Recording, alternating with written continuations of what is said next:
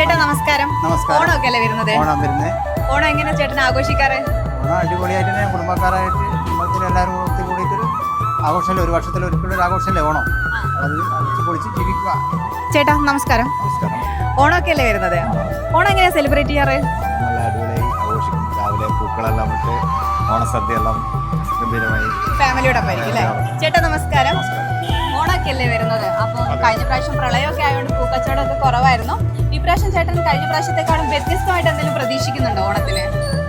ഓണത്തിന് വ്യത്യസ്തമായി പ്രതീക്ഷിക്കും വെച്ചാൽ കച്ചവടം കുറവാനും സാധ്യത. പിന്നെ നമ്മൾ സാധാരണ വെച്ചാൽ ഓണം കച്ചവടം ചെയ്യലാന്ന് മറ്റവർക്കാണ് ഓണം ആഘോഷിപ്പിക്കലാണ്.